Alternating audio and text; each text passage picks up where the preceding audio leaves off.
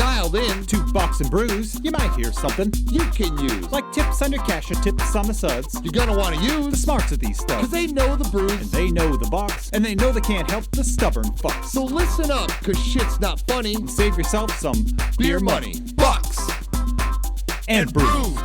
Bucks and Bucks And brews. brews. Bucks and Brews. Welcome back to Bucks and Pops. Bucks and Pops and Pennies? Something. I don't know. We're failing this Bucks week, and Nick. drinks. You failed because what did you forget? I forgot my beer. The number one most important, like literally all I have to do is 2 parts of this whole entire podcast. Yeah. Show up Bucks, brews. And and you failed. say, don't even have that. I have nothing to drink because I have a UTI. So the less I have to go to the bathroom right now, the happier I am. So I'm drinking absolutely fucking nothing. Well, you know, I went to lunch real quick, just up the road, up in Wayland. Okay. And then I headed back and they were doing the wet pavement thing. They were like painting lines. And then they had another part closed down. And I was like, I got off 100th Street and had to come around that way. I was like, how the heck did I literally just end up with like a 4-hour delay trying to get 3 miles? Right. So then, of course, I didn't remember to, but I had a beer at lunch. So I had that going for me. I started Bucks. I even said it when I ordered. I was like, oh, I got to start Bucks and Brews early. I was like, here's my beer. There you go. And then now you're drinking Coke. Coca-Cola. Wow, thanks. It's not made with cocaine anymore, so you can't even join your beer trivia guy, buddy. Oh, that sucks. It does. Guest day. Yes, Day. We have one of my colleagues, Yeah. Karen Meerman, and her husband Brett, and they're going to talk about their bartending service company, A Few. Which, funny story. Yeah, let me have it. I've met them before I know. at events. And, you know, you've talked about your softball coach, right? Yeah. Oh, we have another, and constantly keep talking about them. And then all of a sudden I see a photo and I was like, oh my gosh, I know them. They've served me alcohol. Most people could actually probably say that in this world. They've served me alcohol. Really, truly. But yeah, really, I say, you guys have been at a couple events that I've been to. So it's really fun to have you on. Are they good at it? I never had a problem with any of the drinks they've poured. There you go. Yep. That's a rounding endorsement, because if Nick had a problem, he would have said it loud and clear. Fact. Karen, Brett, thanks for joining us. Are you guys drinking anything? I am actually zero sugar A&W root beer today. So Oh, there you go. Welcome to the Pop not Club. really any brews, but I guess root beer. Yeah, there you go. Brett? Mhm. And I'm drinking nothing right now. I just got off football, so just pounded a Gatorade and just here. Man, wow, Brett's a man after your own heart. yeah. His favorite beer? Miller High Life. That's right. Close. Bush Light. Bush latte, Sorry, baby. Bush Light Bush better, I Latte. guess. You know what? My last few episodes on here have all been Bush Latte Peach. Have you tried the Ooh. peach, Brett? Oh, just had it on Saturday. If It's- you like peach, it's the way to go. That's what I'm saying. No. There are much better peach ways to go, because it's still too Yeah. Bush Lighty, No, Bush. but it does have an excellent peach flavor. I enjoyed Yeah. all 30 of them. You didn't have 30 of them. You bought 30 of them. I had most of the 30. Most of the, because I had one. Yeah, so I think I gave away 4. Okay, so you enjoyed all My- 26. My holiday 26 pack. There you go. So tell us a little bit about the business, guys. Yeah, so we've been in the business 7 years now, and we do mobile bartending service. So this occurs a lot when a venue, and this most notoriously with weddings, but when venues don't provide their own alcohol service. And so bride or grooms reach out to us, or just party goers reach out to us, and they want bartending services, and we provide that. And we've been going strong. We do about 95 to 100 events a year. Well, And coincidentally, the event that we met Nick at was kind of a corporate event that they put on post-COVID to try to get everyone back together. Well, a little bit, there's a few events before COVID, but corporate events too throughout the year. But mainly, most of our events, weddings. We do have some contracts with Grand Valley as well, so that's really fun to get in there and work sporting events for them. But yeah, really enjoy it. Year 7 already. That's crazy. Mm-hmm. Well, I know Nick was telling me the other day, he goes, I didn't realize that was a thing, that places didn't have their own bartenders. Yeah. I'm like, yeah, they have some exclusive contracts too. I mean, they're getting big. Yeah. And that's good. It's because you know, every year you do a New Year's Eve party for Ryan. And Yep. you know, we show up every once in a while to that. And one year we lit off fireworks sober, of course. Horrible idea. Totally you know, sober. midnight fireworks after you've been drinking for 4 hours. So, and that was a really cool. I don't like to dress up, so it's one of the reasons why it's hard for me to go. But you know, it's kind of more of a black tie affair. They want people to be formal, or you know, at least have a collared shirt. Presentable. Yeah, Not and t-shirt. So you know me, I'm a t-shirt. sandals. Kind of right at the time to show up, but it's a really awesome event. And so, how did you guys start? Or how, like, why did you open the business? How did you start the business? So a little bit into that, I went to college for business, have my undergrad and master's in business. So post college, I wasn't really getting into any business positions that I preferred, and I wanted to use my degree that I earned towards something business. Long story short, we ended up working with a family friend who needed a bartender for the night, and she goes, "You guys would be really good at this. You should look into this." Well, we got our certification, we got our insurance, October of 2016, and then it kind of all took off from there. I'm kind of the person that does a lot of the communication. A lot of my strong suits are working one-on-one with people, and Brett does a lot of behind the scenes heavy lifting, lugging kegs into his I big lift tall heavy things. yeah big tall truck. So we kind of complement each other's weaknesses or strengths in that realm, which is great, but really enjoyable, and super happy that we started it.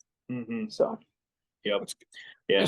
And it's just a family friend. She reached out to us. She said, "Oh, you like drinking beer? How about you come serve it one night?" And we fell in love with it. And it just took a little bit of research figuring out what we needed to start the LLC and the insurance we needed. And that was kind of the biggest research and the biggest kind of hiccup in getting started, is knowing all of what we needed to get going.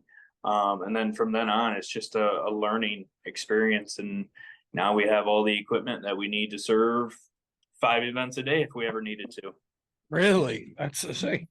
And then, do you guys have employees? So yes, we have about 10 staff that work for us pretty regularly. What's nice about our employee staff is they're all family and friends. And so it's people that we know, that we trust, that we can send them off to a wedding and not question if they are going to know what they're doing. We're not going to have to question if they're going to deliver the money to us or anything like that. It's people we love and trust. In fact, that's when I bought my first Bush peach case, was to have them over. And after the wedding, we get to swap stories at the end of the night and talk about who had the craziest crowd. There you go. Say now, one of the questions. So I've done what you guys do. Right, same kind of startup. Kid, all of his family and friends were at his wedding, and I knew him, but I didn't. You know, we weren't friends, and I wasn't invited. And I was like, dude, his family like to pour or make wine, and I was like, dude, we make it. He's like, oh, we can't find anybody that will, because I think I even gave him your guys' information. They're like, oh, we can't pour it because it's not legal. You know, it's not licensed wine. And I was like, I'll just go pour wine at your wedding for you, right? And then some, you know, of course, cocky ass parent was like, oh, you guys can't put a tip jar out here. You can't do this. And I'm like, it's a wedding. Okay, just enjoy yourself. Drink some more, lady. Here you go. Right? Like, so can you guys be tipped from people? Great question. So it's funny. Recently, that's one of our biggest headaches and biggest foot down, to be able to tell people included in our service is a tip jar. Because of our services being so much more affordable than everyone else in the area, I would say we're a little bit more competitive now, but earlier on we were much more affordable, and we had to have a tip jar out to be able to compensate our employees for their hard work, I felt. But a lot of people, we'll get 5 to 10 people a year that will say no tip jar. Well, then we say, okay, well then your other option would be $2 per person. You can tip us then. Sure. Because that's what we typically see is about $2 a person at a wedding, or, if we're at a corporate event, we see $1.50 a person. So That's really good. I still have a Canadian $20 bill because somebody thought it was really cool that they tipped me in Canadian money. Money you can't I was use. like, wow, thanks. Like, and it's still literally sitting at home, and I've been to Canada since this And wedding, never taken and it. I always forget to take it. Like, because I was like, oh, I could just use it to go through the border. Yeah. Right? No, fucking, it just sits there. Yeah, why would you? So That would be question, was smart. that guy cheap tipping you at 20 in Canadian? Like, is Canadian less than American? I forget. It is. It is, yeah, but like Huh. I think he's from Canada, and that's just what he had or whatever. $20. So I mean, I think it's worth like $18 in US, right? So Oh, yeah. or like $18.50. It's we're actually really close. Yeah, to we are money. close. Yeah. So it was really nice of him, but it's just Sure. frustrating because I can't just go out and spend the stamp $20. Some people Right. are really offended by tip jars. Yeah. And they draw the connotation that if you have one, it's because you pay shitty. Yeah. That's not always what it is. Like we have one downstairs, and Dawn's had customers get pissed at her for it. And she's like, listen, we pay a decent salary, but we've had people that go, I want to give something extra. There it is. If you want to give it, great. If you don't, leave it alone. Right. Well, and if I'm going to, and I get that it's paid, and you don't have to tell me exactly your prices. I guess if I called, I'd get them. So feel free to share. But like, okay, what does a service like yours cost, and what does it include? Because I'm assuming you do just a beer, you do a beer liquor, you do a wine, and do you have a mixed drink? Like, tell me about your packages, what you have to offer. Yeah, so actually we keep it super simple. We don't make it too complicated by making it different prices. We do a $300 flat rate per bartender, and it's 3 to 7 hours of service. Oh, shit. So if somebody wants us 3, somebody wants us 7, whatever. It includes setup and tear down. If we provide the alcohol, it's a little bit different. If they provide the alcohol, then it's just to show up and serve for us where we bring our equipment in. So it's pretty simple in that realm. And then we just work with people on what they want their menu to be: liquor, beer, wine, seltzer, 2 signature cocktails, beer, wine, whatever they determine they want to be. Last week we had 6 events. Most of the events were full bar. A lot of people don't do beer, wine weddings anymore, especially post COVID. They want to party. They're ready to party. They're ready to get together. Yeah, we are. So it's fun. So, and I party with beer. You had quickly mentioned two Signature cocktails. signature cocktails. Do you? I Mhm. mean, do you allow other ones, or you guys strictly just try to keep it to 2? Our recommendation is typically 2. We've done more than that. It just kind of gets crazy having more than that. You think about your typical menu at a wedding. You walk up, there's typically 2 to 3 beer types, 2 to 3 wine types, typically 3 to 5 liquors, and then potentially a seltzer, now a champagne, all the mixers. So you add 2 signature cocktails into that menu, like a margarita and or Tom Collins, we just did Yeah. at a wedding, and whatever you want to add into the list. When you add those things on there, it just gives people like 13 or 15 options when it could be 7 or 8 to get people through a line at a wedding. We're not like your typical, I walk into the local sports bar and I get to order whatever I want. It's very simplified menu to be able to give people what they typically drink, but not everything they typically drink. So Sure. I know. Say every time I go to your guys' events, I always want an old fashioned. You never make them for me, so forget you guys. I'm done with your shit.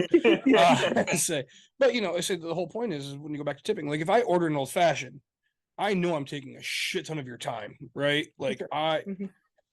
To make one is just it, unless it's the pre-made mix thing. But like still, you're putting in your sugar, your simple syrup, your orange, your cherry. You're taking muddling it, taking all this time. Of course, I'm going to tip for your time because I just made everybody else wait. And usually, I'll buy the drink for the person behind me because I'm like, hey, just make it 2 because we're already right here. But it's a tipping for that. Yeah, and I don't know. It took me a long time to not tip for every drink because there's times where it's like, hey, I need a Bud Light, and I'll chug it and turn around and get another one. I'm like, man, it took you 2 seconds to reach your hand to that bucket. I'm just going to give you the $1 versus the 2 that I normally would. So, Mhm. Mhm. and it's different when it's a cash bar versus an open bar, and Yeah. So, Yep. but you about 7 times a year you get people that just don't want to tip, huh? Or don't want to tip. Yeah, John. it's interesting. Again, like our pricing reflects us the allowance of having a tip jar out. So whenever I talk with people over the phone, give them our rates. I don't have rates posted anywhere. We don't have anything posted on our Instagram, on our Facebook. We don't have a website. I want to talk to the people, so call me and I'll talk to you. And so yeah, I guess with that, we'll get people here and there that will fight about it. And it's something that is really easy just to say, hey, this is included in our service, or you have this option. Yep. What do you decide? And a lot of people say, go ahead, have your tip jar out. Like if we were to get into Grand Rapids events, if we were to work for like a Meyer event or some other large corporation, we might consider something else. Like, because I know that at corporate events, they prefer not to have a tip jar out, is where our biggest fight is.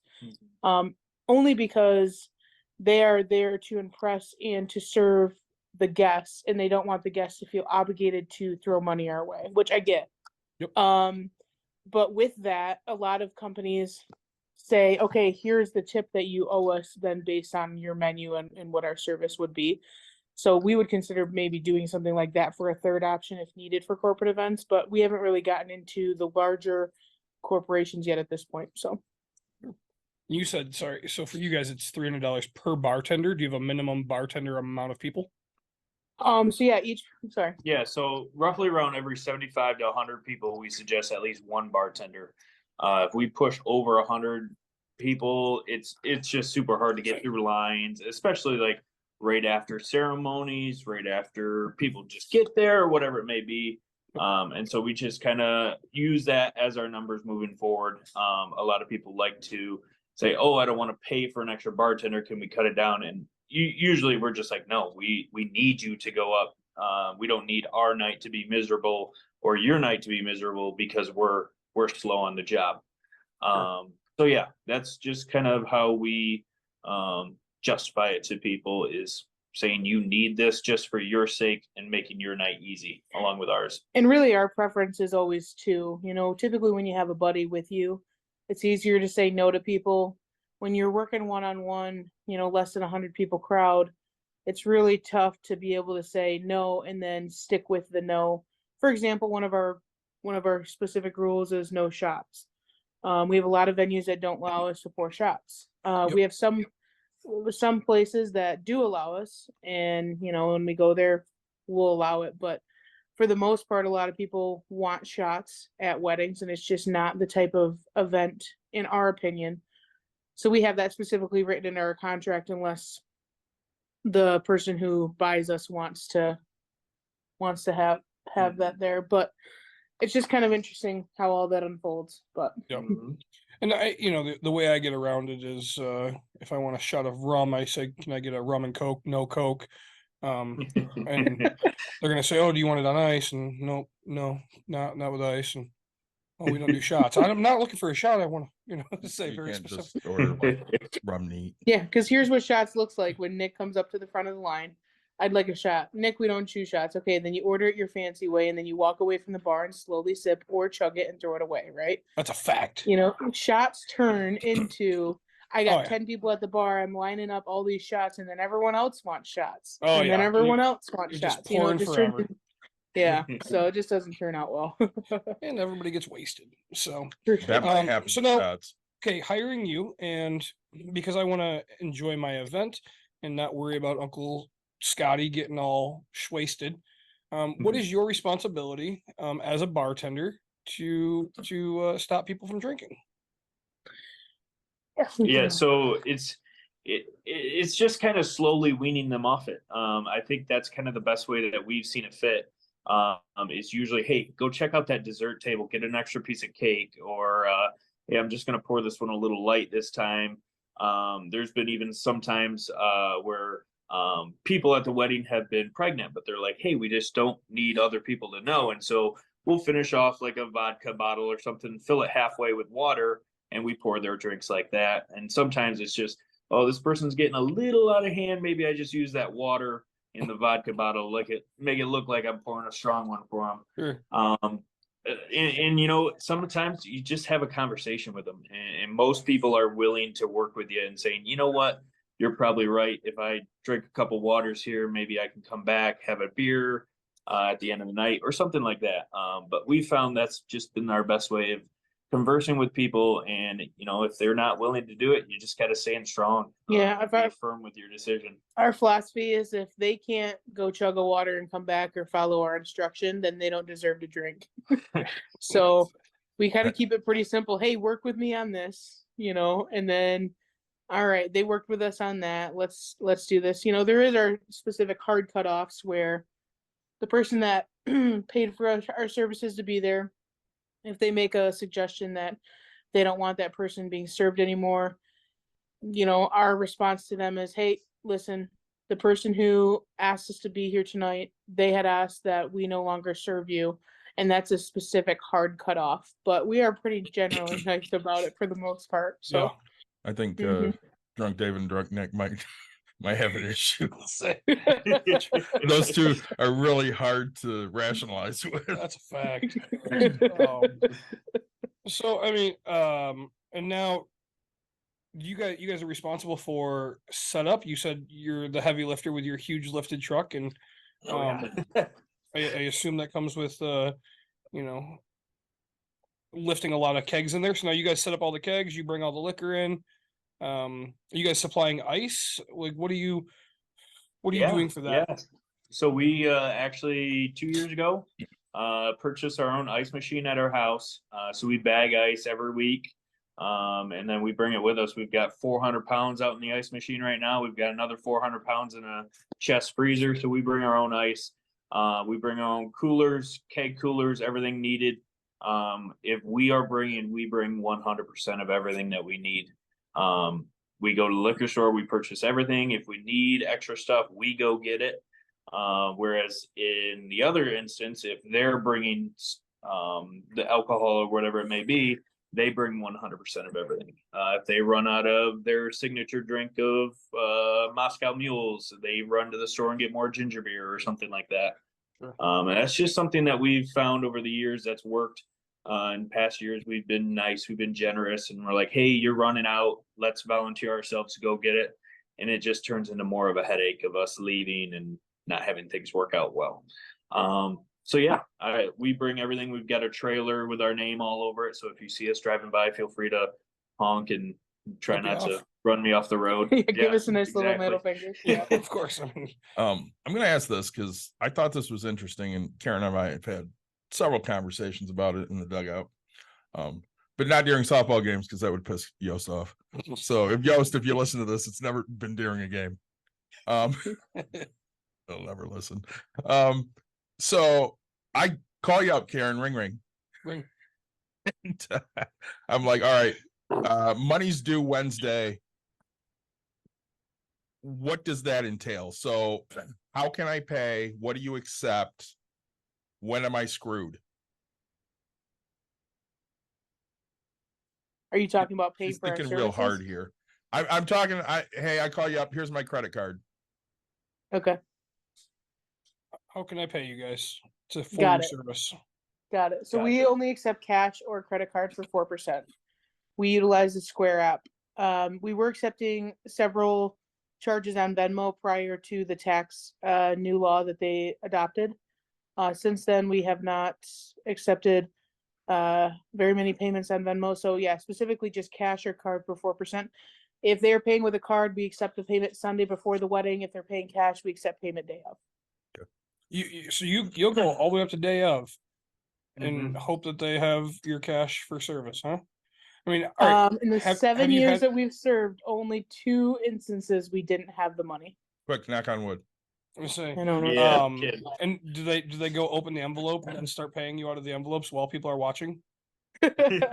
So uncomfortable. That's It funny. is. It'd be fucking hilarious to me. Like, No, but what's interesting is payment on spot. We always accept when we show up. Okay. And then we count it in front of them because that's also a discrepancy is, hey, I paid you X. You're only saying that I got this, you know, because we've had that argument before with people too. So yeah, we keep it very, hey, we get payment when we arrive. So we're not talking money when we're drunk or drinking. Yep. and then we can enjoy the rest of the night. And So checks are a no-no. Why? Yep. They are not. So we have gotten burned in the past. Really? We have. People suck, you know. So, you know, it's not people write a bad check. It's the fact that I can't, if I have a Friday event, I can't cash that check until Monday, and then I'm out and paying for their alcohol and everything that they need if that's the service they volunteer for. I like to pay all of my employees by Sunday evening for the weekend work too. So then I can't turn around that money and pay our employees. And I prefer just to use the money that we make from the wedding. So now you don't do certified checks either then, huh? So it's we not do about not. you just want the money to be able to clear. That's the biggest thing. Okay. Do you think that'll change? I mean, I guess I don't know. To me, like when not taking a certified check and you say, hey, I want to get it out, it just sounds like a cash flow issue. And I'm not trying to be disrespectful about it, but it just sounds like a cash flow issue where, hey, you want to pay all this. So you're doing a service and what you're getting is that's what you're paying versus, hey, having a petty fund or something around. Like, you know, like when I do rents for real estate, it's like, hey, I'm using last month's, like right now I have next payment sitting in my house ready. And then I take next month's and just re put that into the thing. So, is there something, I guess, that will change in the future for that? So in our opinion, no. You know, Brett's maybe more willing. I know you're saying no. No. I- And like we use a Square app and we're okay with doing it. We just like seeing with just our employees going to certain events. It's nice for them to be paid the moment that they arrive. Not have to worry to themselves, oh, did the money actually go through when I gave them the number or whatever it may be? When I scanned the card, did it go through? Because we're not there. And so that's kind of, in my mind, the biggest reason why we're going to probably stick with it in the future is keep that cash is king mentality. Yeah, you know, just for an example, like this past weekend on Saturday, largest bar bill of 2023 so far, $2,300 in alcohol.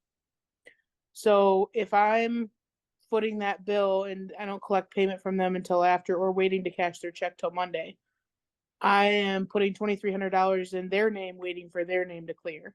And I don't feel like that's fair to us. So And I guess I mean, I see it more because you kind of mentioned like doing a Meyer event or a corporate event, right? And right. I don't know. I mean, I think corporate people probably wouldn't mind the 4% fee type of a thing, but if I'm and I'm never going to pay you like on the spot. I'm probably going to try to get you. If it was my wedding, I don't want to pay you while I'm there. I don't want to think about anything else. I'm going to pay you the month ahead that I booked. I'm going to meet up with you one way. But so like for corporate events, I guess I would assume they'd want to write you a check. In my opinion, like, hey, we'll have you kind of booked. So I can tell you with our corporate events, nobody's ever asked to write a check. Really? Ever. Let's see. They just give the credit card over. Well, yeah. So everything. You guys have a fee though? Yeah. We don't add an added credit card fee on because our fees are so low. Yeah. But nowadays with businesses, it's easier for them just to hand over the corporate card than it is for them to sit there and worry about getting to their accounting department to cut a check. Right. You know. Yeah, I mean, it's about 50-50 for us. We just served an event last Thursday that was a corporate event. Credit card payment, that was fine. So I said no checks earlier, it's cash or card. But for corporations, I understand that check is the only way.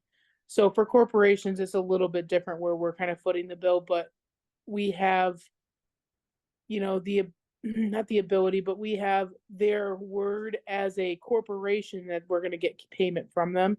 So I don't see the issue doing it that way as opposed to Joe Smo, you know, X person that I just met, you know, like, their names behind their check, if that makes sense. So, and saying, no, that makes perfect sense. And again, doing everything last minute, I think, and you put a great point to that. Like, you don't want your employees to have to be responsible for the money and worry all night if you got paid. And I think that's great that you guys don't put that responsibility on them. Like, yeah, you have to collect it, but shouldn't be theirs, you know. So now what happens? You said it happened twice where you guys didn't have money when you showed up. How do you handle that? Let's talk about fucking Pete for a minute. You ready to talk about fucking Pete? Any bad guest ever at any wedding that we ever have, we just call him Pete because there was a Pete that we had a couple years ago, and still can't get over him. Anyway, Really? This is great. yeah, so fucking Pete. To keep this story not too long, I'm just gonna say that he was supposed to provide cash payment day of. There was a miscommunication that he was providing the payment as opposed to his son providing the payment. So that's what his excuse was. His max on his withdrawal for his debit card was $500. Yep. And I think he owed us 1,200 or 13 or something like Yep. that. So anyway, and this is the groom side, because sometimes we get traditional weddings where the groom side pays for the bar. So bride side ended up having to go in there safe in their house, grab cash and pay, and then Annie up with Pete, you know, within the week or whatever they did.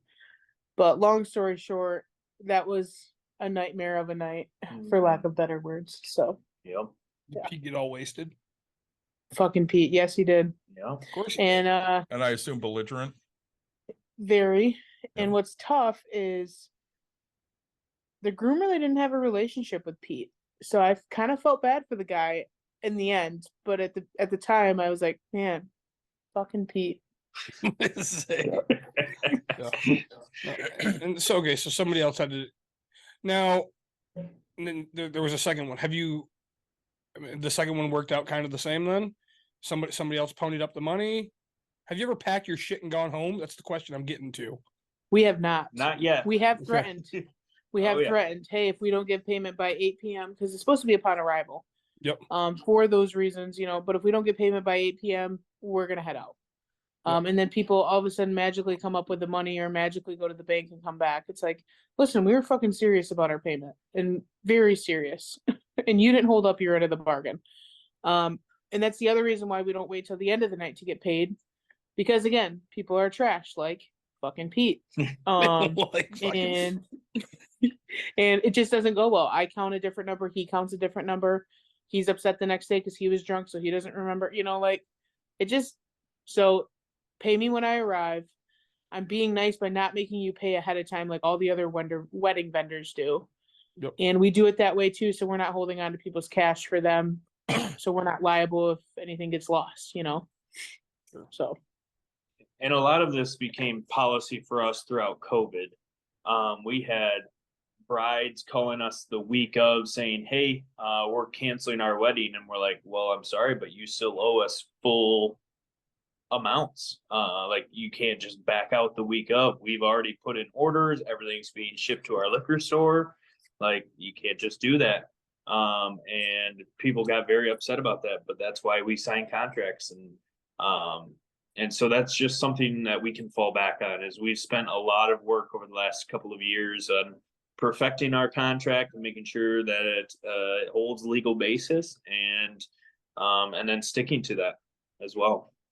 So if they don't pay you until it's time to come and they try to cancel a week ahead of time, now they pay you for all of the liquor that you bought? they're supposed to, yep. So Yes. per our contract, it reads that they have to cancel 30 days out, 30 days prior to the wedding if they have no intention of our services. I'm booking our bartenders 30 days out. So for that reason, that's why I have that specific date. And then if we are providing the alcohol, they must pay the contract and the alcohol tab in full because the party store does have it on order.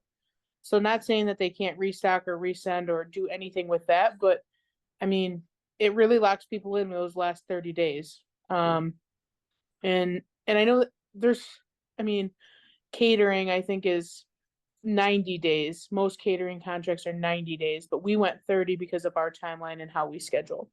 Sure. And so now, if the event doesn't happen, I mean, what do you just bring them their liquor? Here you have a massive amount of it just sitting at home. Like, what do you Yeah. have you guys? I mean, so did the wedding end up happening? You said the lady called you a week ahead of time. Like, how did that end up working itself out? So what's unfortunate is our employees are pretty understanding. And so what I ended up doing was at that time, we did not have it written into the contract that they still owed. So I called our bartenders, canceled, hey, I'm really sorry. And then I was able to send our bartenders 50% payment because they're depending on that money too. Sure. And then we just ate the bullet on it. So Okay. And then, so now you kind of mentioned a couple times, so you have a liquor store, or you have liquor stores, that you make an order with. How does that work, and why do you do it that way versus, say, go to Costco? yeah, great question. So a little bit into the legality of everything in Michigan. So state of Michigan is very strict state in regards to liquor liability. If we wanted to buy and sell liquor ourselves, we would need a liquor license. We do not have one because we do not need one. We are not a liquor store and we are not a liquor provider. If we bought alcohol from Costco and sold it to our customers, thank you, we would then be in violation of state of Michigan liquor law. Since we have a let me try to explain this the right way without fumbling. Since we have a just a non-verbal agreement with a local liquor store, they are able to provide it at Michigan liquor minimums. We would get a list of what the bride and groom want. We would go there and then we pay with the bride and groom's funds at that point. So they are purchasing the liquor directly from the party store. Okay. And so we have a partnership with Party World on Alpine. All of our orders that we put in, it goes through them. We tell anyone who's bringing their own alcohol to go through them as well when they can. And it's just been working out really well. We send our details to them. They formulate how much we need. Sometimes there's a little back and forth on saying, hey, vodka's been killing it lately. Let's get a couple more cases of that, or whatever it may be. And so, yeah, keeping that with that one party store keeps it pretty easy for us to keep things organized. So I want to kind of take it and I'm assuming you've changed, and it sounds like you kind of go back and forth, but all right. So you have an event for 100 people. How do you know how much to bring? Yeah, so a lot of it's looking back at previous events with 100 people with similar menus. It's weird. In the last couple years, vodka's been heavy. Seltzers have been heavy compared to like cider. We don't see cider much at any weddings. So we look at, again, previous events to grab those specific amounts at. Let me just pull a contract a second in front of me. I'm just looking at these ones. I'm wondering what I can give you for an example. So Party World, when we first started out, they have experience with working with weddings. And so they've had these numbers on the books for a long time and saying, hey, you got 100 people, this is how many kegs you need, this is how much vodka, all that stuff. But now that we've been into it for 7 years, we're able to come up with numbers for people and kind of formulate it like that. And Karen's got her contract now. So I just pulled up this one, July 29th event in Holland for us for a family friend. Rod and Gun Club? They are actually no, private residence. Private residence, located where? Look at me, no. I'm gonna get myself some free alcohol, baby. She said family. I thought we were family now. Absolutely. Absolutely. You would be the best party crasher ever. You need to do that. He probably would be. 29th, I think I'm available too. 9 days after my birthday. Y'all threw me a party? All right, so we got 75 people. I'm just gonna hold this up so you kind of see it, but this is my detail sheet that I sit down and I talk with every bride and groom. Okay. Basically on the detail sheet, it talks about how many guests, what time we're showing up, what time last call is, if we're serving during dinner, how many bartenders we're bringing. And then it talks about menu. So liquor, we got 4 to 6 half gallons of tequila because they're doing a signature cocktail, signature margarita, tequila, marg mix, lime juice, and a lime. 6 to 8 vodka half gallons, 4 to 5 whiskey, 2 to 3 Aperol. They're doing an Aperol spritzer thing. Oh, gross. I know, that's Hey, Brett's oh least my favorite too. I can't even drink one sip of it. Right. Yeah. Say. And so like really realistically, okay, so we got 75 people. I'm trying to get to 5 times the amount of guests in liquor drinks. Okay. So if I take my 75 and I say I want to get 5 times that in all my liquor drinks, that's what number I'm giving them for half gallons. And typically we give them a half gallon number because they can divide it out into fifths or whatever they want to. Then they're doing 2 beers, Coors Light and Oberon. They got kegs, so they're just going to do 1 keg of Coors Light and a quarter barrel of Oberon. So quarter barrel is going to be 75 beers, half keg is going to be 150. So that'll be what, 225 in beer, which is plenty. Then they're doing bottled wine. They got a white and a red. They're doing some seltzer cans. They're doing a champagne toast for everyone, Prosecco. Then they got Coke, Diet Coke, Sprite, Mountain Dew, crayon soda, lime juice, Marg Mix, lemonade. So they have quite a big menu. Sure. But they're providing everything. I'm just showing up and serving. But yeah, that's kind of. So they're providing when you say they're providing everything, I guess what does that really mean? I don't know how else to ask the question. Are they going to this store, picking it up, bringing it to their house, dropping it off, or are they just actually paying for it, like ahead of time? Great question. They are physically going to get it and putting it behind the bar at the event, and then when I show up, everything is there, and I organize it how I need it and start serving. Okay, perfect. So for an event like this, we call it our bucket of shit.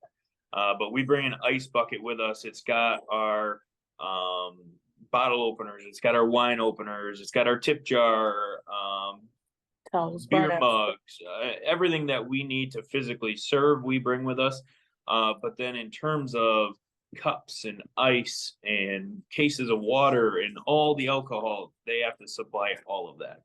So for us, we view it as kind of an all or nothing, although we're bringing just the essentials we need to serve. You're bringing the tools. Yep. Yeah. Yep. And so it's I find that most people don't understand that kegs can't just get thrown around and then set and tap it right away. Like, you'd be surprised how many people don't know this. It's so funny. Do you know? All college dumbass kids that think college dumbass kids don't know anything. You have to pump every time you get a drink, and it's like how fucking stupid are you? Okay, like, well, they're just starting college. They're dumb. I know 28-year-olds that still think that you have to walk up to the keg and pump it every single time, and I'm like, stop foaming my fucking beer. Those people still exist as adults. They do. Worry. Oh, They of do. course. Right? They watched it on a movie because that's what everybody like. It gives it that that feeling in the movie that, oh, this is what you're supposed to do. Just stop. Like you're Yeah, so I'm talking to Bride for this weekend from last night. We do all of our confirmation calls either the Sunday or Monday before the wedding. So I'm talking to Bride and she goes, okay, we're picking up the kegs at 9 a.m. I would assume we put them on ice and then we tap them as soon as we get to our residence. And I'm like, nope, you're actually going to leave them because we like them to settle for at least 3 to 4 hours before they're tapped. And then obviously we'll tap them when we get there. And she like didn't understand why. And I was like, listen, they're all shook up. You know, it's just basic, you would think, math.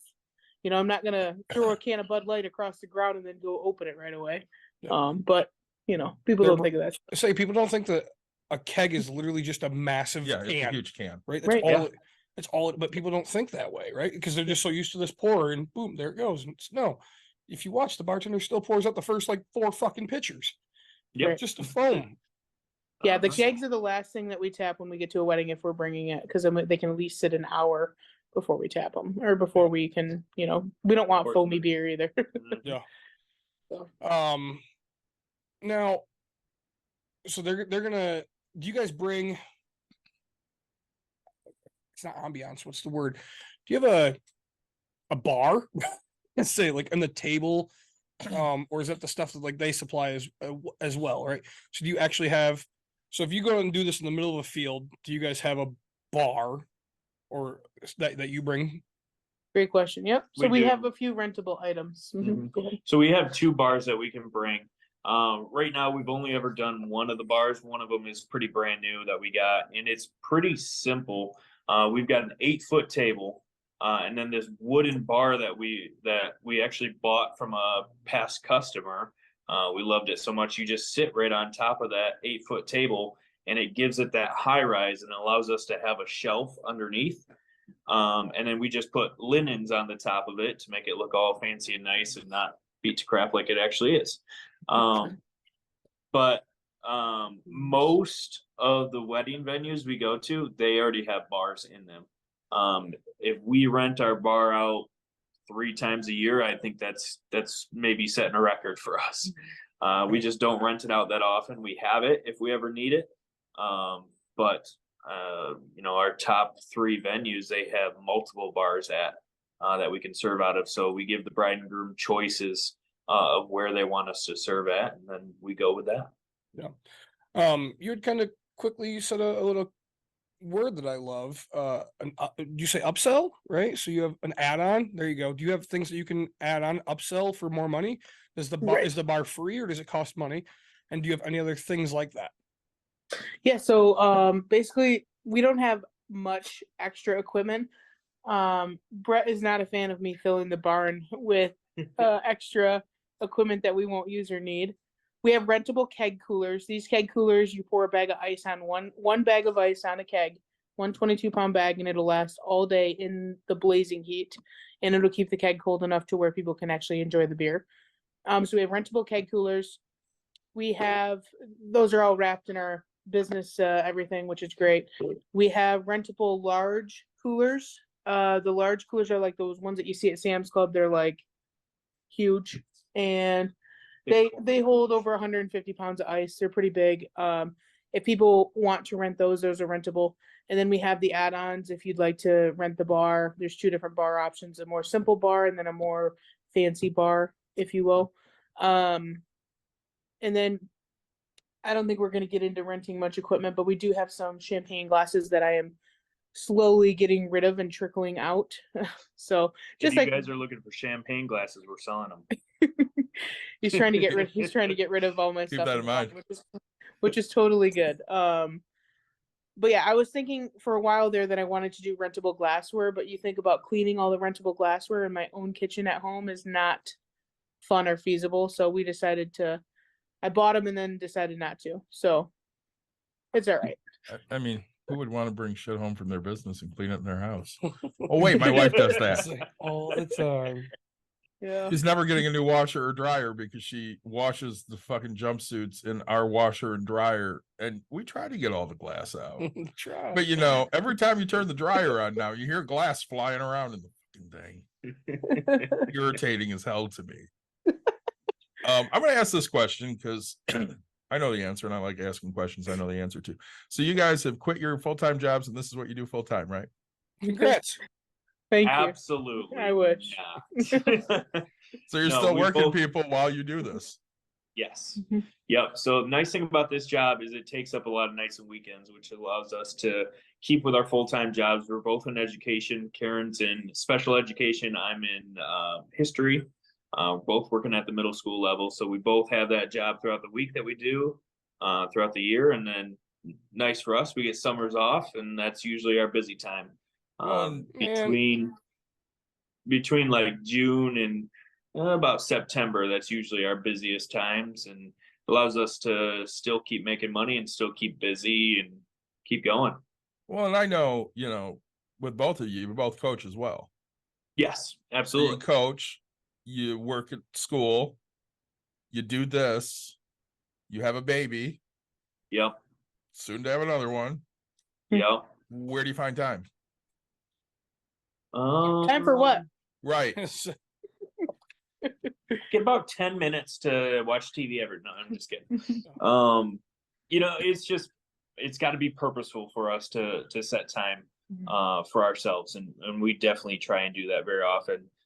There's certain weeks out of the year that we purposely say we are not accepting any weddings. Like our anniversary every year, we've never accepted a wedding on that weekend, just because we know that it's important for us to have time for us and not be super, super busy. And fortunate for us, even though maybe we want it to be more busy, the winter time is kind of a slow time for us. Neither one of us are coaching. We're both just working our regular jobs. Very little bartending going on. We have our gig with Grand Valley that we work at all of their home football and basketball games. So we have that going on.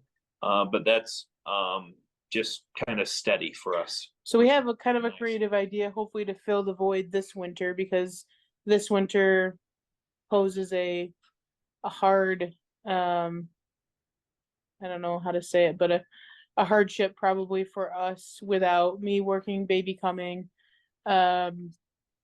So I've come up with a few creative ideas potentially for this winter, doing bourbon tasting, doing tequila tastings, private and home tastings where we provide everything and it's X amount per person.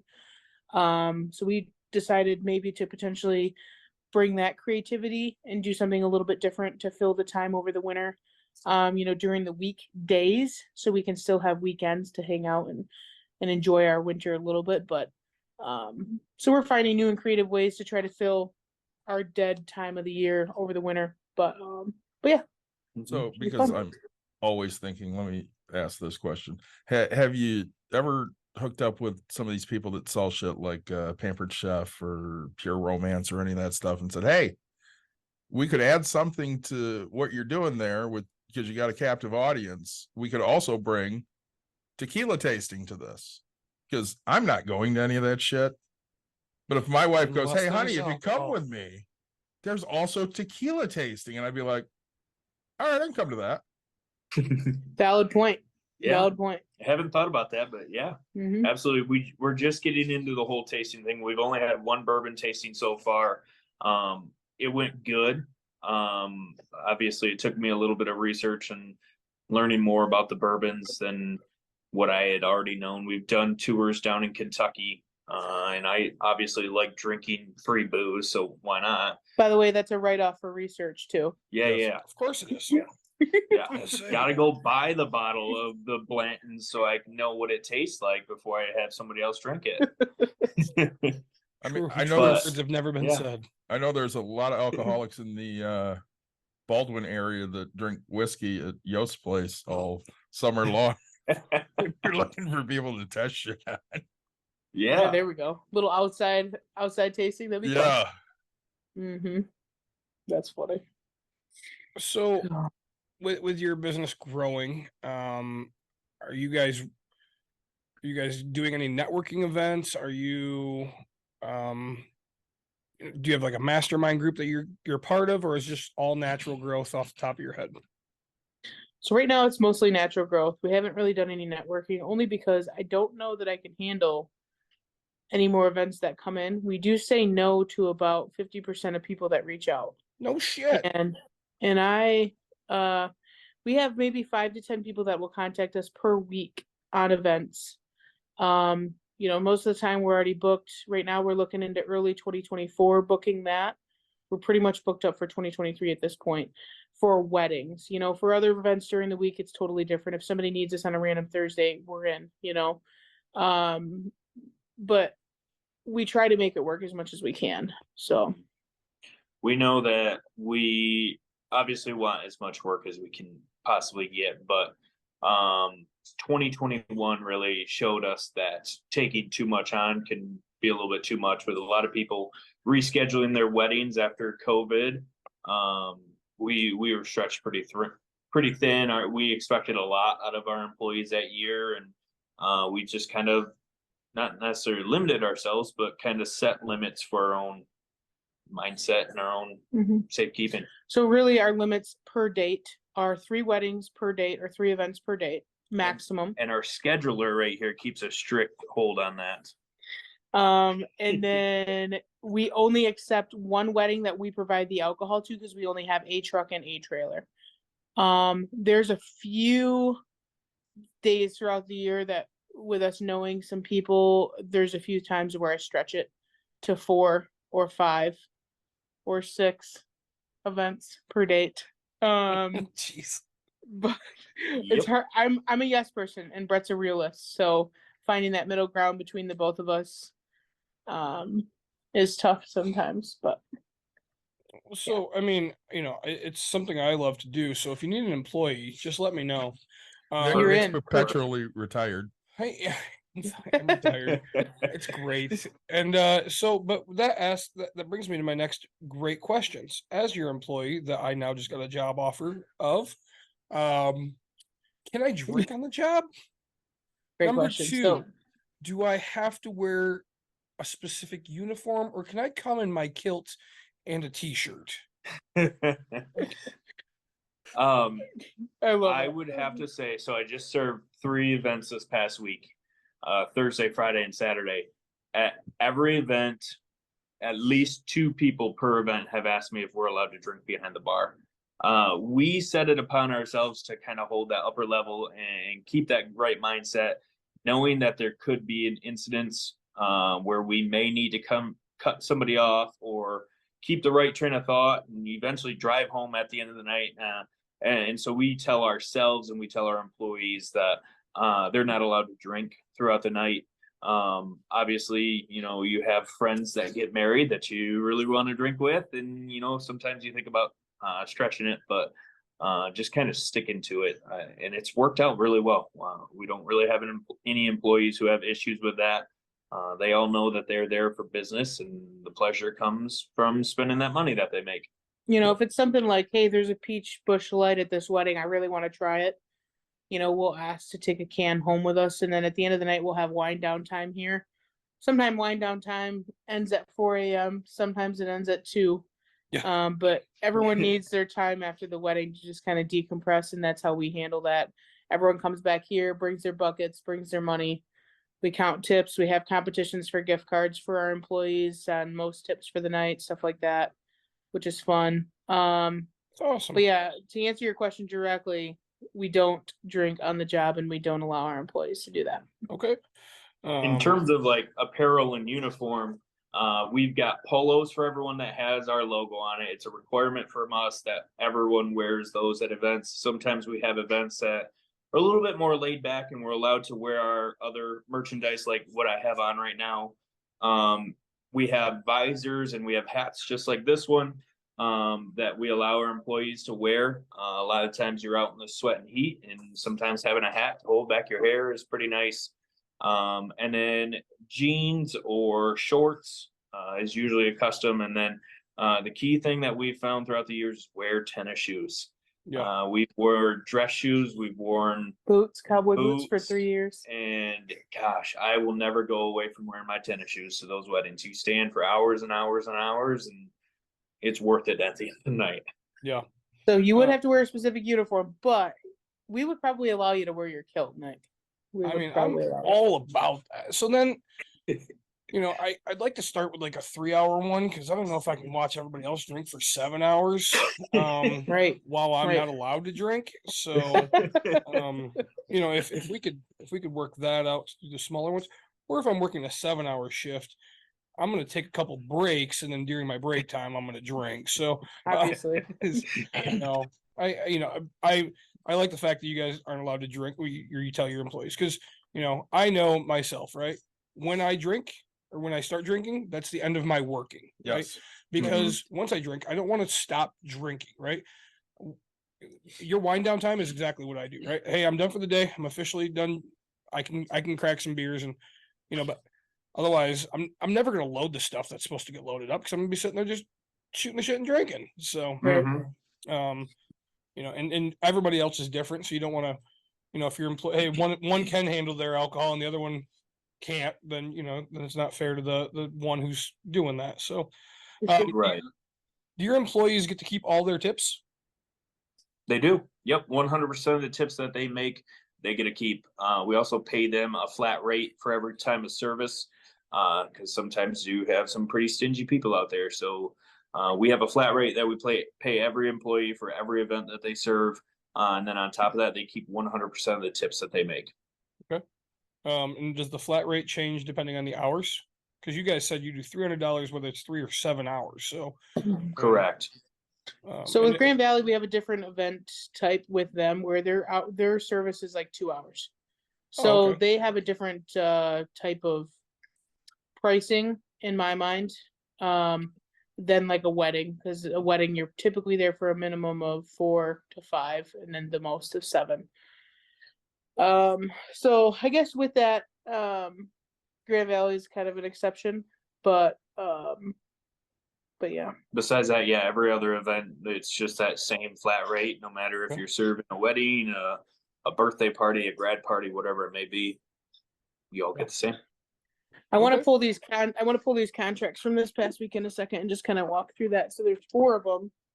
Hold on, can you hear me that, Steph? There's 4 events that we did on Saturday. We had a tip competition. Winner of most tips got a gift card.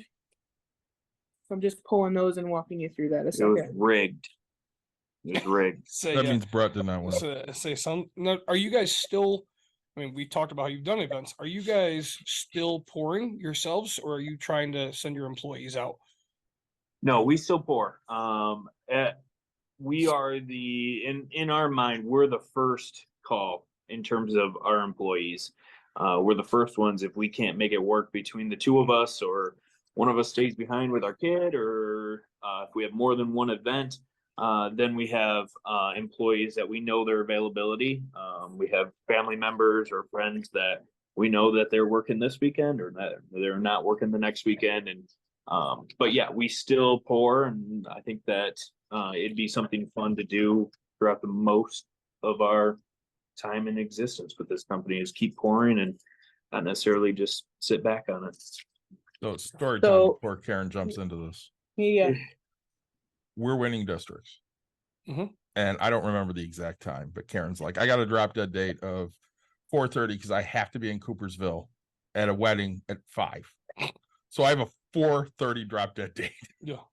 And we're getting ready to go into the bottom of the 6th. And we're home team. And it's like 4. And now we're in the top of the 7th. And it's 4:30. Oops. And she's getting ready to go out to third base, and she goes, listen, or first base. She goes, listen, if we don't score, I gotta go. I'm like, I heard that before. You're still here. And she goes, I'm just telling you, if we don't score, I gotta go. So we score, we win. Yeah. She stayed around for probably 15 minutes to do pictures and stuff. Oh, geez. So she basically rolled in the last possible second. So yeah, they still do it. Yeah. Way So to I go. get to the wedding. They're having the wedding down the hill at this farm. I drop trowel in the parking lot and change into my uniform in the parking lot. Change my shoes, change my socks. Walk right up to the wedding. Yeah.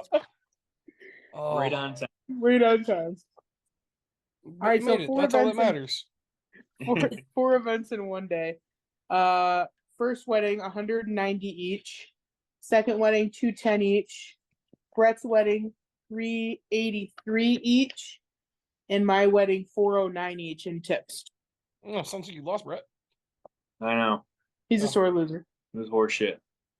I mean, I wait, served so, the Aren't most we also alcohol. losers? so your wedding, you made the most, and you killed it. So when you say each of these events had at least 2 people, then? So, yes, actually, all of our events this weekend, minimum of 2. There's one event with 3 bartenders. Mhm. Okay. And is it total each, or was it total? Total all- each. Okay. So, Mhm. So our total would have been 818. man. Yep. And it sounds like I might actually have a job if I can make that kind of money. Flat rate plus $200 in tips a night. Shit, I'm in. And I get to wear my kilt. I don't want to spill all over my kilt. This is gonna be great. When do I start? I'm busy this weekend. You're busy every weekend. What the hell are you I'm talking not about? busy every weekend. Okay, and then no, you said you guys have every mixer. What are the events that you love to do the most, and what's the ones you hate doing? And you don't have to call them out, but Right. Okay. It's more work to bring the booze and to bring the alcohol for weddings. But honestly, I prefer that. I know what's going to be there. If I show up to a wedding and I just tell them, hey, you're supposed to bring this many cups, and they bring half that amount, then I look like the bad guy. So I know that if I'm bringing whatever needs to happen, I can confirm that. And if not, if I'm low on my numbers, then it's my fault. I can own up to that. So those are obviously my favorite, is when I can bring everything in. It seems weird to have the control over it, but when I have more control over it and can bring whatever I want to, those are the ones I enjoy the most. Family and friends weddings that we've served in the past, those have been a great time. yeah. To know everyone who comes up to the bar and to know their drinks before they even get in line, it's pretty great. Yeah. We've had a lot of lot of friends and a lot of people we've met throughout the years that, they get in line and they could be 10 people deep. And I know that guy wants a whiskey and Coke. I'm going to pour that, sit off to the side and tell him his drink is right here. Yeah. Just because I know those people and I like that. The events we don't like are the last minute calls. And in fact, in the last probably year and a half, 2 years, anyone who calls within 2 months of trying to book, generally we're telling them no, just because when they're last minute individuals and they're not prepared, generally it ends in a bad night for us, and just bad situations or just unorganized messes when we show up there. Sure. And saying, so you're saying last minute is 2 months. Wow. Yeah. Okay. Yeah, we're booking I would say 6 months to a year out in almost all of our instances. And what's the most I can book out? Depends on if you want us for a corporate or a wedding. Like, Just a birthday party. I'll be yeah. 40 in 6 years. So perfect. So book us now. Yep. Book now, otherwise we're gonna book up. If they're at your birthday party, I'm coming. I mean, it's gonna happen. You're going either way. You're gonna be. I've never been to one of Nick's birthdays. Oh, they're a blast. Thanks. Yeah. Appreciate the invite. You've been invited to all of them. You guys are just busy all the time. Bullshit. Every time. Yeah. So now, gosh, 2 months is last minute. No, okay. You had mentioned, hey, they don't bring enough cups, and then you said, hey, before that, they have to go get them. Now, let's say you didn't bring enough cups, or something didn't get packed by accident. Yep. You're the only bartender at this place. What do you do? So if I'm ever the only bartender there, I never leave behind the bar. It's never me leaving those materials, those resources available to anyone who wants to come up, because people are greedy and they just see open bottles and they say, I'm snatching that. And so if I'm ever working by myself and I don't bring enough, that's on me. I own up to it. I go to somebody else who is trustworthy. Generally, it's a master or mistress. And I say, hey, I'm sorry. Here's what I need. If you're willing to go out and get it, please do. But luckily for us, there's not a lot of events that we serve where there's just one bartender. And so, this past weekend, we had an event at Whippoorwill Farms, one of our favorite venues to go to, and they were hitting the margaritas hard. We went through 2 cases of margarita mix in 2 hours. It seemed like everyone who came up wanted a margarita. Well, we got to dinner and we had 1/2 gallon left. And I said, I didn't get enough. I'm going back to the store. Got 2 more cases, came back. Now I was fortunate able to do that because there was one of our other employees working with us there. But if it doesn't happen that way, I try and get more leading up to it, to load up and stock up before I get there. But if not, then just kind of works out the way it does, and we just got to roll with it. Okay. And it's you can always tell people that you're out, right? When it comes to like, hey, we're out of this drink. But I've run into that several times. When you have cups, right, and you run out of cups, I mean, then you're just screwed. You can't serve anybody anything. Here, I can pour this drink directly in your mouth, and that's all I can do. I mean, I'm all about it. Yeah. Though. Like, now you're threatening me with a good time. Right. And so no real horror experiences except for the guy who didn't want to pay you. Yeah, fuck you, Pete. Fucking Pete, man. Pete. Not really.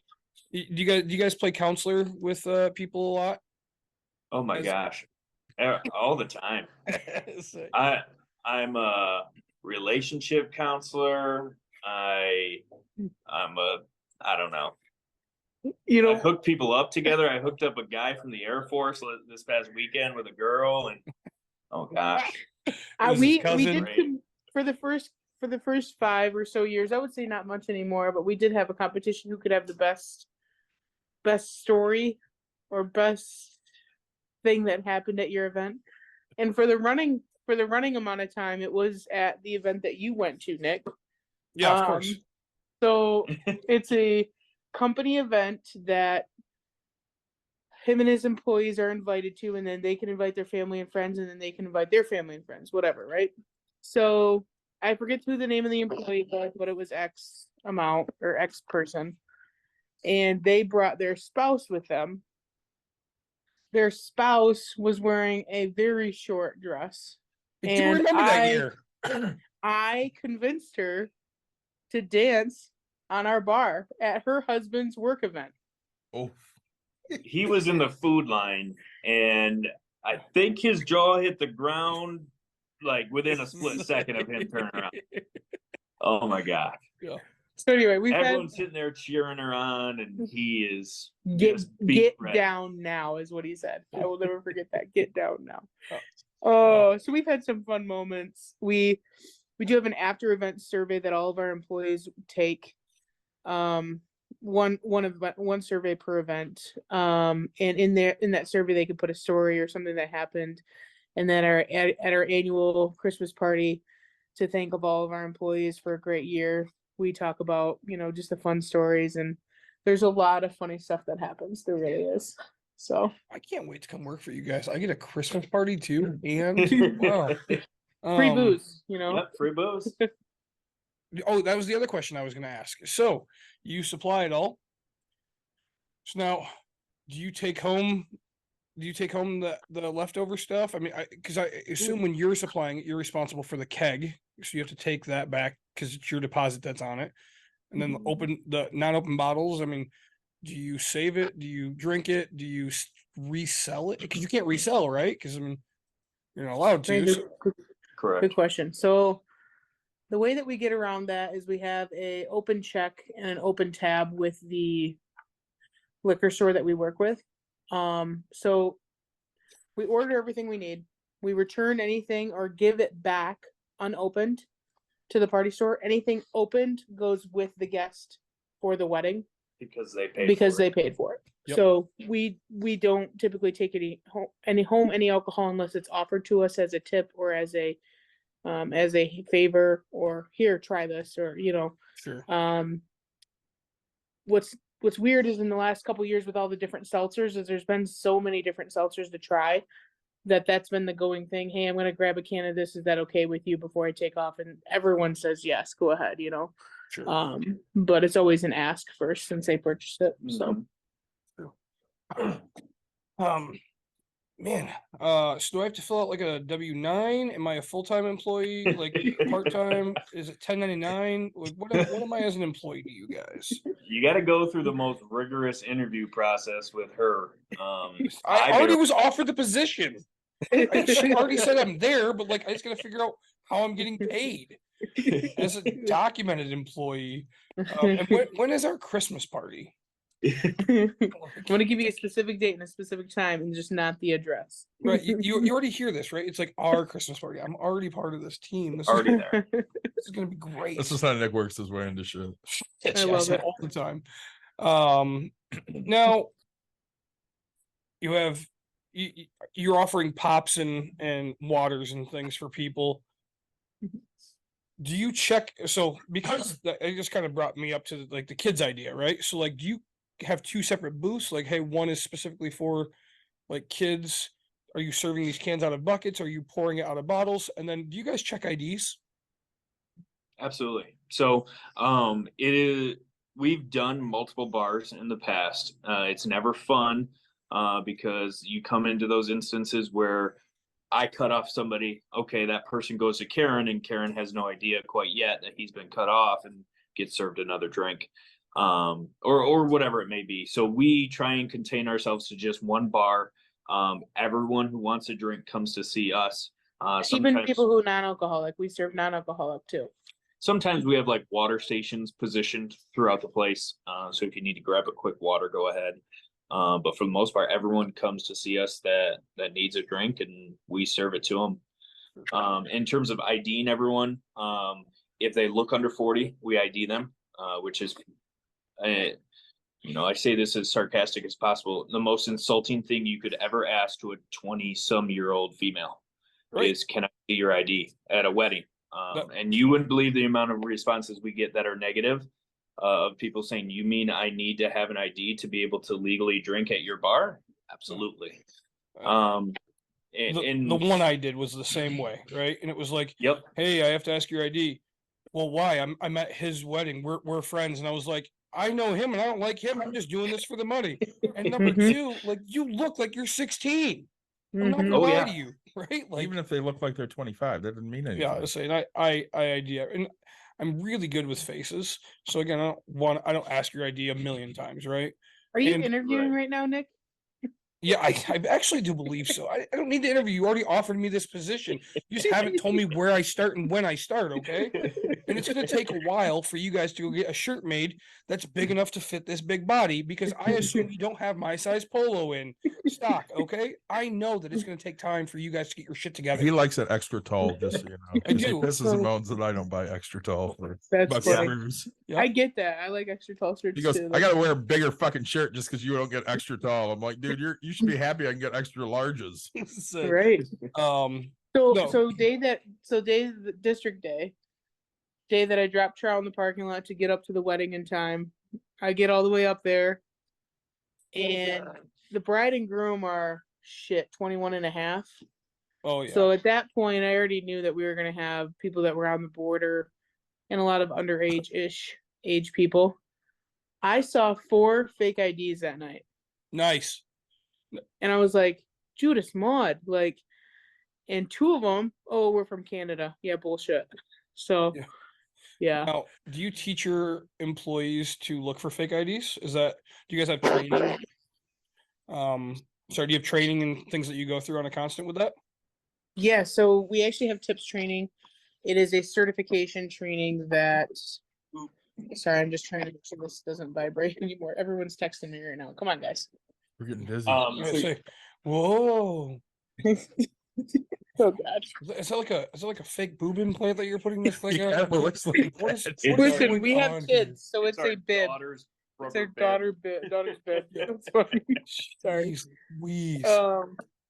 Anyway, so we have tips training. At tips training, you are trained. It's a class you have to take every other year. You are trained on how to recognize a fake ID. You are trained on when to cut somebody off and what the Michigan liquor laws are. So that training really goes over that. And then our typical second request on an ID is, hey, do you have an additional piece that says an additional piece of ID that says your name on it that we can look at too? Like, that's typically our second question to people. So Your like credit card or something like that. Right. Yeah. School Um, ID, whatever it may be. And so all your employees have to do that as well. They do. correct. Yep, required. Mhm. Is No there question. is there any other training that has to go on, or is it just this tips thing every 2 years? So tips, and then we keep on saying that we're going to do a yearly training. We honestly haven't. Brett and I take turns and just take each employee at least once per year and just kind of work with them and remind them of things at an event. But I would like to get into a yearly training type thing where we just remind our employees not to put dirty dishes back in the clean bag, things like that. Like that stuff drives me nuts because then I have to clean everything in the bag.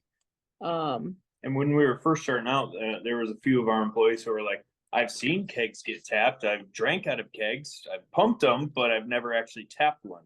Sure. And so just walking them through how to tap a keg and something simple like that. And we had an incident a couple years ago with people getting upset with us grabbing the lid of a cup to hand it to them. Like, I'm handing you your drink like this, Yep. and people are getting mad. Or even having your opposed to- your hands even close to the lid, and so a lot of times that's just communicated out with our employees either in person or through text or however we communicate and say, hey, just gonna stress this in the future, that when we're serving drinks, try to keep your hands away from the lid. It's just for our safety reasons, and with COVID, that became kind of a namesake. When you're up in Sparta serving, no one gives a shit. That's a But fact. when you're in Spring Lake, Grand Haven, everyone cares where you're touching their drink. Everyone cares that you're offering a straw, that you're putting the ice scoop outside of the ice that you're serving people, because if I'm touching the ice scoop, those germs from my hand are going on that ice. Just stupid, silly things like that. So it's crazy. My pen, of course, isn't working. All right, so how to handle? Are you guys texting each other? Because everybody's phone's just going crazy. We're not. so how to handle a bad review like that? So if somebody was complaining, how do you teach or what do you tell your employees to do? How do you guys handle bad reviews? So on the spot, I think we're pretty professional about it. Real, I mean, David and I, we've gone back and forth about how they get a shitty review and how it sucks and how it affects his business. So, um, we're 5 out of 5, but we don't have very many reviews. At the end of the year, I reach out to all of our people and just say, hey, if you care enough to leave us a review for this year, that'd be great. And just kind of remind them, hey, it's out there. But we haven't had a bad physical review. It's all been either via messenger or in person at the event. Luckily, we have typically a lead at every event, so that lead person will take on the complaint and just handle it, and then let us know via survey communication what happened, and then we can follow up at that point. But A yeah. lot of times those incidents we try and take on head on because we know the ins and outs of our business. But in the last couple of years, we've been kind of asking our employees to take on that too, knowing that they're eventually going to have to be either by themselves or without us. And just taking on those incidences and saying, hey, the bride just passed out from drinking moonshine that she brought in that she wasn't allowed to. How are you going to deal with that? Go deal with it. And obviously being there for a crutch for them if they need it because it's happening in the moment, but letting them experience it is pretty big, and they use that and learn from it from then on. You know, it's kind of interesting though, when I think back to like a specific event, there's only one that comes to mind, and it was another vendor that put us on a spot at a wedding. And it was really tough to hear that from a vendor. Like, listen, dude, don't fucking crush my small business because you want to complain about where I'm putting my hand on your cup. You know, and in my, I mean, I feel like he didn't handle it the best way. He Facebook messaged us instead of talk to us about it at the event. When I felt like talking to us about it then would have been completely fine, but maybe he didn't feel that way, which is fine. But that was another vendor, which was really interesting. That a vendor would do that, as opposed to, you know, a customer. So Sure. So now return customers. So like with weddings, it's not like people are getting married every year. So We hope, maybe, you never know. well, I mean, I know people that are batting 1,000 on their 7th one right now. So, but, how much are you seeing return customers and or people from the same wedding using you because they were at a wedding? We see that a fair amount. 25% of the time, maybe. Yeah. Okay. Our corporate events, we see them coming back to us regularly. We have several events with the same companies, just time and time again. Every time they need a bartender, they know who to call. And then a lot of the times, our business comes from family, friends, or people who show up to our weddings and go, "This was amazing. We love what you guys do, and you seem to be easy to work with. So we'd like to have you at our wedding." We do have a lot of conversations at those events about like, hey, our card and our contact information at the bar. Like a lot of people, we put our business cards on the bar. They come up, they see, hey, who's Brett and Karen? Oh, well, that's us. Oh, nice to meet you guys. Well, we need a bartender. We're looking into a bartender, you know, for X date, and cool, give us a call. We'll figure it out, you know.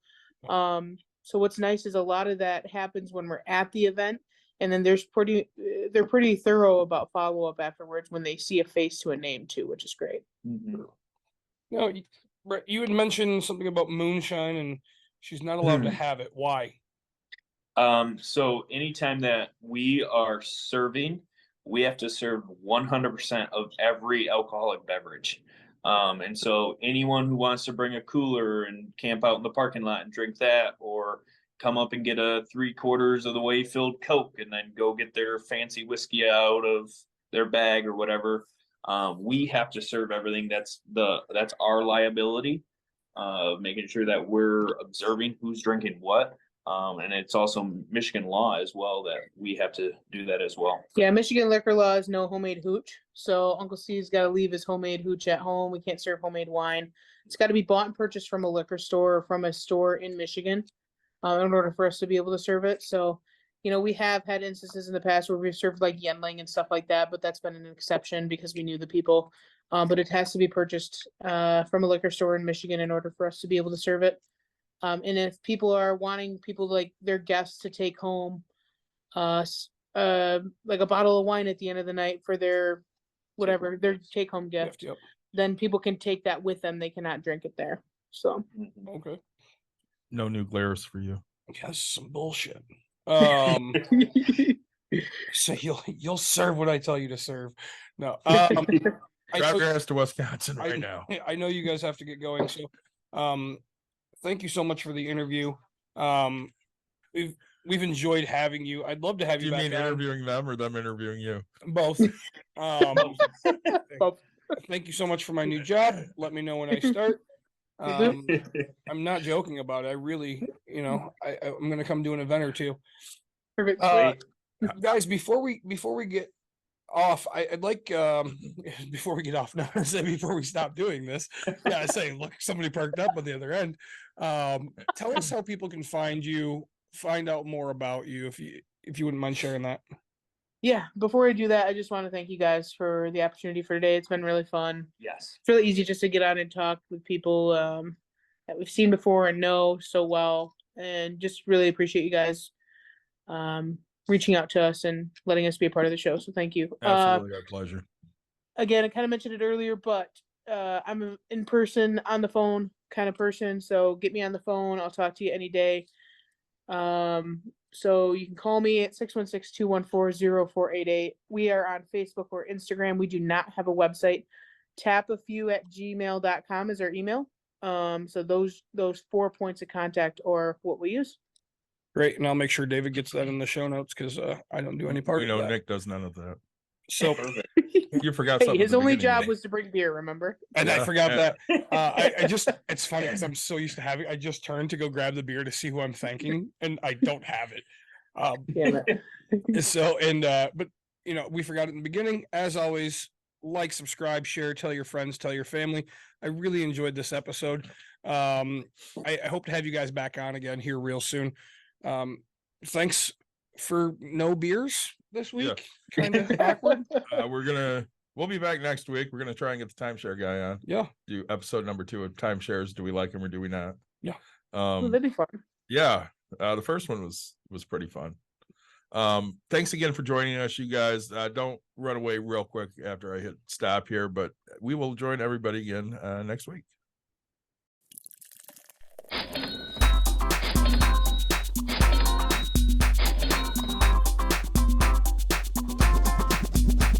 You've dialed in To Box and Brews, you might hear something you can use. like tips on your cash or tips on the suds. You're gonna want to The use smarts of these because stuff. they know the And brews. they know the box, and they know they can't help the stubborn fucks. So listen up, cause shit's not funny. Save yourself some Beer money, bucks, and brews.